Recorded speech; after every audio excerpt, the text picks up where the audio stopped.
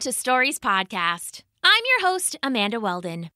Today's story is called The Frozen Sun, an adaptation of an American tall tale written for you by Daniel Hinds. Thanks! Enjoy the episode! The Frozen Sun.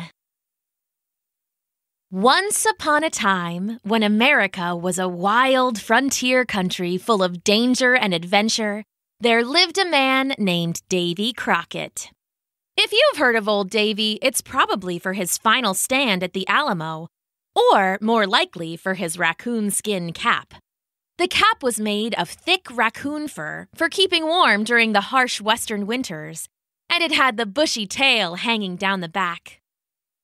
Davey Crocket was more than the Alamo and a cap, though. He was an adventurer, one of the brave people who saw the endless frontier and waded in like a man at his favorite swimming hole. Even during the coldest winters, rarely would he be sitting peacefully indoors or relaxing. He spent his days out in nature, sleeping in the mountains and bathing in the icy rivers. Other folks thought Davey Crocket might just be a little crazy. But if so, they were lucky to have him because it was on one particularly cold morning that Davey Crocket saved the world. He woke with the sun, as he always did in those days. It was deep winter in the deep mountains, where even though the dawning sun was bright, it didn't seem to offer any warmth at all. Icy wind howled like a banshee, and even the animals had the good sense to be hibernating. "What a beautiful morning," Davey said to himself. He tried to rise up out of his bedroll, but it was so covered in ice, he was stuck fast. With a little work, he managed to get an arm free, and then he was able to use a hammer and chisel to get the rest of the way out.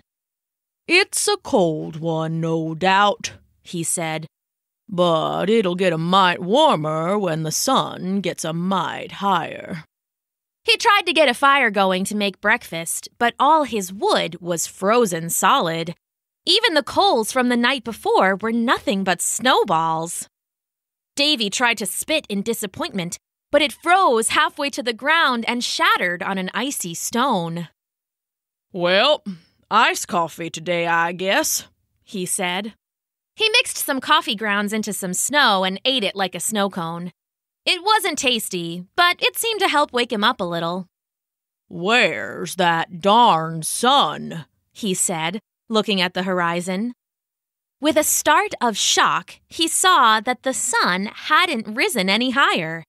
It was still stuck on the horizon, like a tongue on an ice cube, and it was starting to look more blue than yellow. "What in tarnation is going on with that?" Davey climbed up a nearby mountain peak to get a better view. Every step was so icy. He put his hand to his coonskin cap to shield his eyes and peered at the horizon. "Oh, Lord, no!" The frontiersman was brave, and he thought he'd seen it all in his adventures. But this was something new and something terrible. It was so cold that the sun itself had frozen on the horizon. He could see it stuck between two craggy peaks of ice, sunbeams frozen in their tracks like icicles. "Well, this is no good at all," Davey said. He looked in the other direction and saw a little town at the base of the mountain.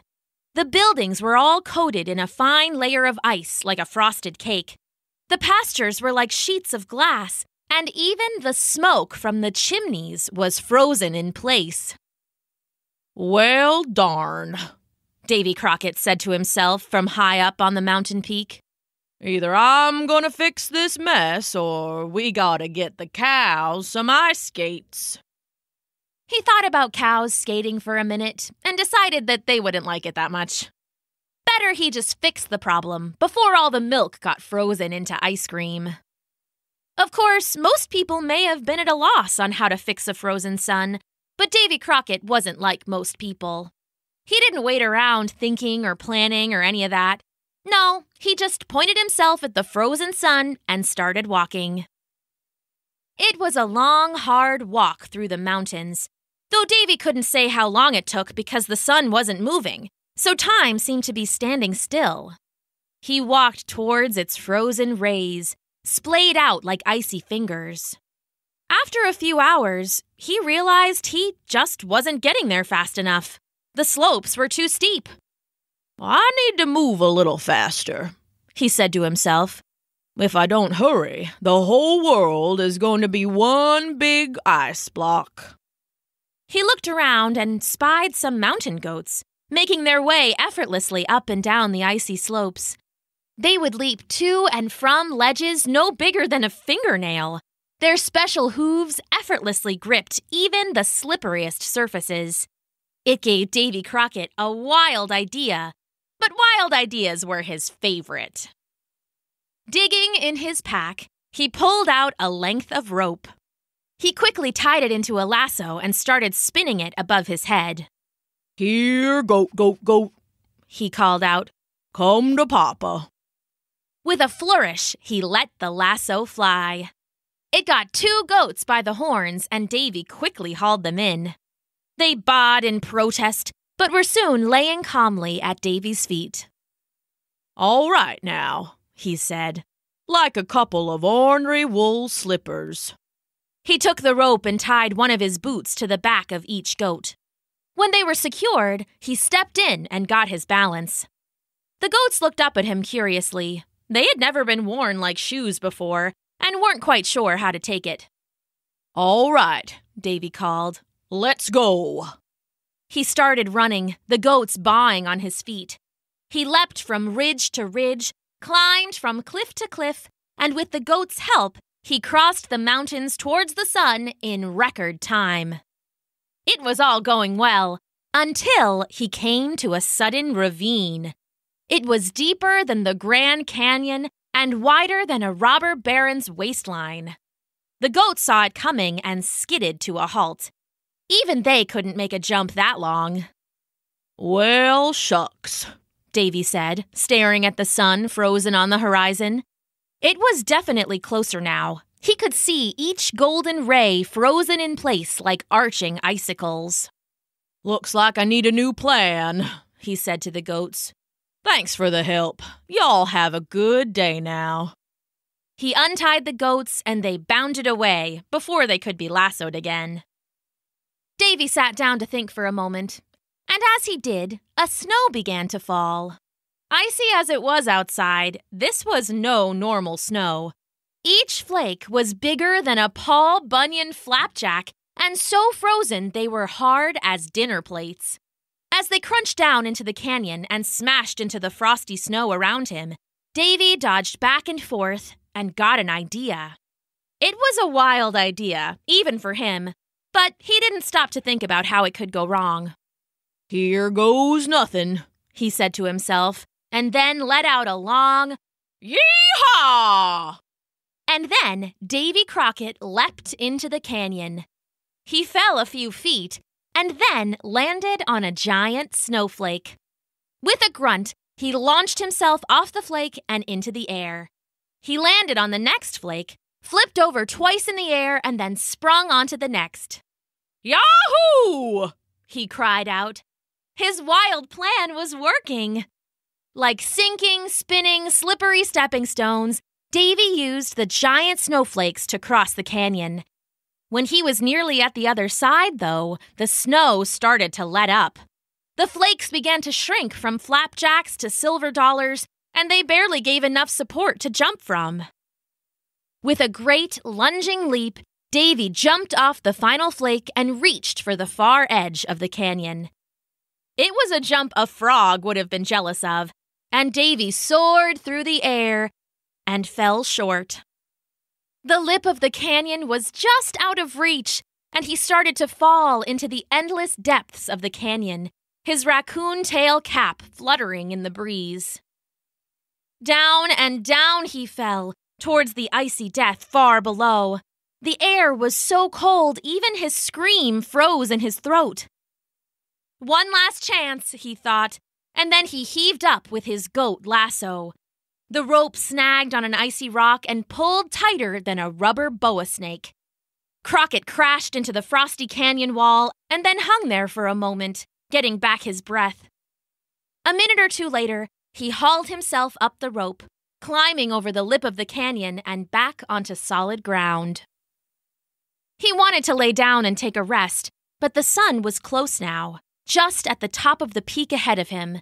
As much as his bones begged to get some rest after all the hiking and climbing and goat shoeing and jumping, he knew the world would be turning into a snow globe forever if he didn't get moving. "Just a little more," he said to himself, and then he set up the mountain. The closer he got, the more worried he became. Sunbeams were frozen all over in a maze of icy yellow spans like spiderwebs. Some he could climb, and others he had to duck under or slide across. At their heart, frozen to the top of the mountain, he could see the sun itself. All the yellow had frozen out of it, and it was turning a pale blue, like your lips after a long day outside in the snow. "Almost there," Davey said to himself. Nearby, a family of hibernating grizzly bears snored softly in a cave. The ice and snow raged around them, but in their big ball of fur, they seemed to be snug and warm. It made Davey so jealous, he almost stopped and crawled in. But he thought of all the frozen towns with their frozen people and the frozen little kids, and he kept climbing instead. Finally, he reached the sun. It was so big it towered over him, a chilled blue ball stuck to the top of the mountain by a thick layer of snow and ice. This close, he could see ridges of fiery solar flare all stuck perfectly in place. The wind howled and his teeth chattered. On top of this mighty, rocky peak, it had been cold enough to freeze the sun, and it wouldn't take long to freeze him as well. Teeth chattering and skin already beginning to blue, Davey dug in his pack for a box of matches and some paper. Matches were a newer invention, but they made starting a fire quick and easy. Davey pulled one out and struck it on a stone. It flared into flame, but quicker than you could spit, the flame froze into a solid snowball. Cursing, he tried again, and each time the fire froze faster than it could burn. "Oh, tarnation," Davey said, shaking all over now. It was too frozen. What could he do? It was right then that he got another of his wild ideas. He found a frozen sunbeam that went where he was going, and then used it like a slide.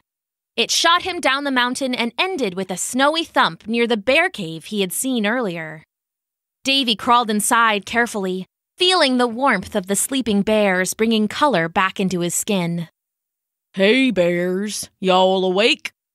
They snored in a dozen different voices, so deep asleep they definitely wouldn't wake until spring. Davey shook his head, annoyed and jealous at the same time. "Well, I guess I got one more job to do," he said to himself, and then he got to work. An hour later, frozen and exhausted, Davey laid the last of the bears on top of the mountain. He had carried them up one at a time until the whole sleeping, snoozing, snoring pile of shaggy brown fur was at the tippity-top of the peak. They surrounded the icy patch that held the sun stuck tight to the mountain. "Oh, I hope this works." Slowly but surely, the body heat of the bears began to melt the ice. The sun started to get a little yellow, and it began to groan and creak, the ice crackling like a bad back. "Oh, come on now," Davey cheered. "Break on free." The sun groaned again, and then stopped. The bears had melted some ice, but it was still stuck fast in the center. Despite Davey Crockett's best efforts, the world was going to be frozen solid. "You lousy, mangy, no-good mountain," Davey said, kicking at the great frozen ball of sun. "You frosty, freezy, dicey, icy, lousy louse, get gone and let the sun rise already." As he hollered, he let loose one final mighty kick. With a long crack, the sun began to move, and then the ice shattered with the sound of a great ringing bell. The sun lurched into the sky, instantly growing warmer, and it shrugged off the ice in a rising cloud of steam. "All right!" Davey cried, waving his raccoon skin cap in the air and hooting and hollering. "Go, baby, go!" And the sun rose high over the mountains, and it unfroze the cows, and it unfroze the people, and it unfroze the towns. And that's how Davey Crocket, all on his own, saved the world, even if the world didn't know it. And after that, he slid back down the mountain on a sled of hibernating bears, and he crawled into their cave right alongside them and slept until spring. It was so warm and cozy, he didn't even mind the snoring. The end.